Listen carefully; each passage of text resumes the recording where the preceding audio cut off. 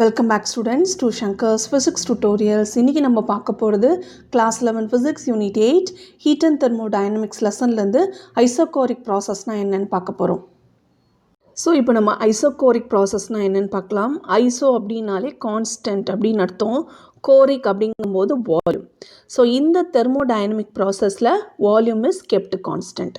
அப்போ variable parameters என்னென்ன? Pressure, temperature and then internal energy. இந்த மூணுமே உங்களுக்கு இந்த மூணு ஸ்டேட் வேரியபிள்ஸுமே வேரியபிளாக இருக்கும். ஓகே, ஸோ இந்த இடத்துல ஒரே ஒரு வேரியபிள் which is constant வந்து volume. Okay, these are the state variables which are going to change. இப்போது நம்ம ஐசோகோரிக் ப்ராசஸ்னால் என்னென்னு பார்த்தோம். இப்போ இந்த ஐசோகோரிக் ப்ராசஸோட ideal gas equation. What is that ideal gas equation? PV is equal to mu RT. Okay, already mu R வந்து உங்களுக்கு constant தான். ஸோ P எப்படி எழுதலாம்? P is equal to mu R by V times T. இந்த mu R by V என்ன? It is nothing but a constant. அப்போது P is proportional to T. கரெக்டா? Okay, so P is proportional to, that is temperature increase ஆகும்பொழுது ப்ரெஷரும் increase ஆகும். So pressure versus temperature graph for isochoric process பார்த்திங்கன்னா it is nothing but a straight line passing through the origin. So this is the isocoric graph which is drawn between the pressure and temperature of the particular thermodynamic system. So in the isocoric process க்கு இதுதான் வந்து P versus T graph. இப்போ P proportional to T. Okay, that is P by T is a constant. அப்போது ஒரு system, thermodynamic system வந்து ஒரு equilibrium state, அதோட pressure and temperature வந்து PI, TIலேருந்து இன்னொரு சிஸ்டமுக்கு சேஞ்சுக்கு ஸ்டேட்டுக்கு வந்து கன்வெர்ட் ஆகுது. அப்போது அதோட ப்ரெஷர் வந்து PF, TFஆக இருக்கும் பொழுது எப்படி எழுதலான்னா PI divided by TI is equal to PF, TF.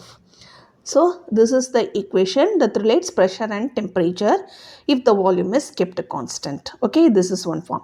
இப்போ நம்ம வந்து pressure versus temperature graph பார்த்தோம். இப்போ pressure versus volume graph. Okay, இந்த இடத்துல பார்த்தீங்கன்னா உங்களுக்கு according to first law of thermodynamics, what is that first law of thermodynamics? உங்களுக்கு so first law of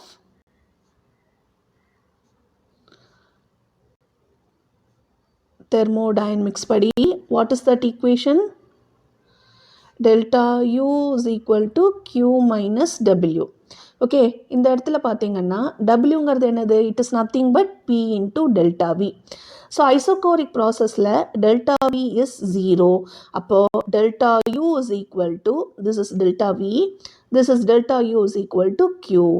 That means நம்ம சப்ளை பண்ணக்கூடிய ஹீட் எனர்ஜி எல்லாமே இந்த சிஸ்டத்தோட இன்டர்னல் எனர்ஜியை மட்டுமே இன்க்ரீஸ் பண்ணோம். So since the volume is kept constant, அப்போ உங்களுக்கு கிராஃப் எப்படி இருக்கும்? It is nothing but a straight line parallel to the pressure axis. Okay, so pressure increase ஆகும்பொழுது அதோட ஆரோ எப்படி இருக்கும்?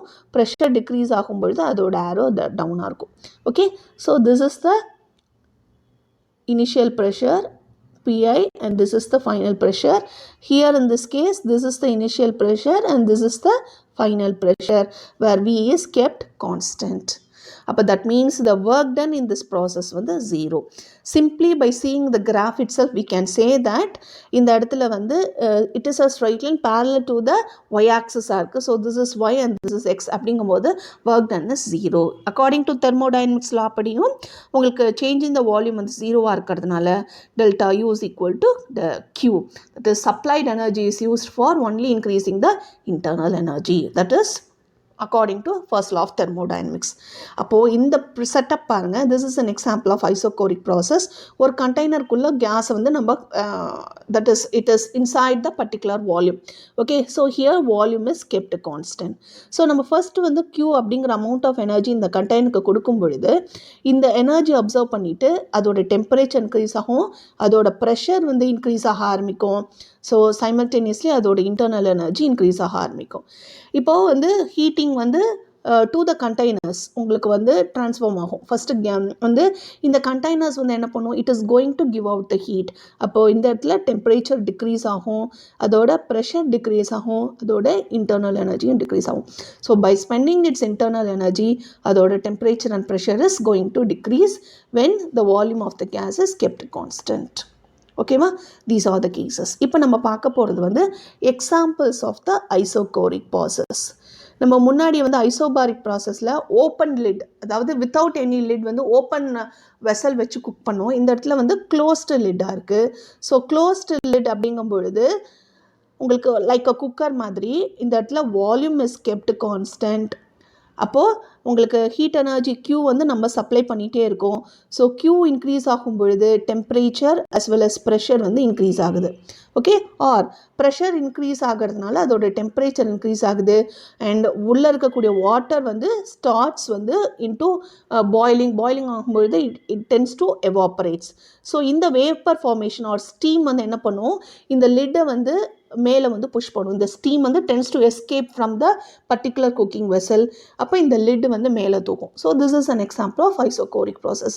த steam is pushing the lid to come out from the particular cooking vessel. அதுதான் இந்த இடத்துல process. அடுத்தது இன்னொரு example பார்த்தோன்னா ஆட்டோமொபைல்ஸ் சொல்லும் பொழுது கார், டூ வீலர்ஸ், ஓகே, இதிலெல்லாம் வந்து நம்ம வந்து என்ஜின் யூஸ் பண்ணுவோம். ஸோ இந்த பெட்ரோல் இன்ஜின் வந்து மொத்தம் 4 ப்ராசஸ் அண்டர்கோ பண்ணுதுங்கிறாங்க. தட் இஸ் 4 ஸ்ட்ரோக்ஸ் அப்படிங்கிறாங்க. What are the 4 strokes? 2 stroke வந்து அடியபேட்டிக் எக்ஸ்பான்ஷன் அண்ட் கம்ப்ரெஷன், இன்னும் 2 ப்ராசஸ் வந்து ஐசோகோரிக் ப்ராசஸ். ஸோ ஐசோகோரிக் ப்ராசஸில் ஒன்று வந்து heat energy is let in, இன்னொரு வந்து heat energy is let out. These are the 4 process. The first ஸ்ட்ரோக்கில் வந்து அது அடியபேட்டிக் கம்ப்ரெஷன் அப்படிங்கிறாங்க. அடியபேட்டிக் கம்ப்ரெஷன்னா ஹீட் எனர்ஜி எக்ஸ்சேஞ்ச் வந்து ஆகாது வித் த சரௌண்டிங்ஸ். அப்போ இந்த இடத்துல கம்ப்ரெஷன் நடக்குது. ஓகே, இந்த இடத்துல பிஸ்டன் வந்து கம்ப்ரெஸ் பண்ணுறோம். இது வந்து கேஸ் 1. அடுத்ததில் வந்து வால்யூம் கான்ஸ்டண்ட்டாக வச்சுட்டு ஹீட் எனர்ஜியை வந்து உள்ள நம்ம வந்து we are getting it or letting it in அப்படின்னு சொல்லும்போது கான்ஸ்டன்ட் வால்யூமில் ஹீட் வந்து அடிஷன் ஆகுது. So this is one isochoric process. அடுத்தது அடியபேட்டிக் எக்ஸ்பேன்ஷன் அப்படிங்கும்போது இட் எக்ஸ்பேண்ட்ஸ் பட் நாட் வந்து exchanging heat energy with the surroundings. 4th stroke பார்த்தீங்கன்னா உங்களுக்கு it is again isochoric process. இதுவும் ஐசோகோரிக் ப்ராசஸ். இந்த இடத்துல வால்யூமை கான்ஸ்டண்ட்டாக வைக்கணும். தட் மீன்ஸ் இந்த பிஸ்டன் வந்து இம்மூவபிளாக இருக்குது and heat energy is let out. Hope இந்த வீடியோ உங்களுக்கு ஹெல்ப்ஃபுல்லாக இருக்கும்னு நினைக்கிறேன். Thank you for watching this video. Keep watching Shankar's Physics Tutorials.